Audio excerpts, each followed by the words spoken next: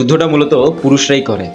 একটা কথা মনে রাখবেন, এটা কোনো ফ্যান্সি কথাবার্তা নয়, এটাই হচ্ছে বাস্তবতা। পুরুষ কোনো সস্তা বিষয় নয়। ঘরে মা বোনেরা যে যুদ্ধটা করে সেটা স্যাক্রিফাইস আবার আলাদা। তবে সমাজের চোখে বাস্তবতা, জীবন সংগ্রামে যে যুদ্ধটা করে সেটাই পুরুষের কাঁধে। সেই যুদ্ধটাই পরিচালনা করে একজন পুরুষ।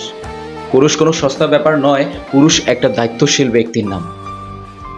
জীবনের সবচেয়ে ভারী জিনিসটা কি জানেন? ফাঁকা পকেট।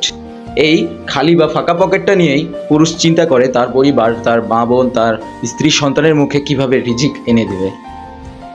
সে চিন্তা করে কিভাবে আয় করা যাবে, কিভাবে পরিবারকে সচল রাখা যাবে। এই পুরুষটাই চিন্তা করে সারাটা দিন। তার মাথায় একটা কথাই ভাবে যে আমার পরিবার কিভাবে চলবে। একটা পুরুষ বেশি কিছু চায় না, তার পরিবার হাসি খুশি থাকুক, এতটুকুই।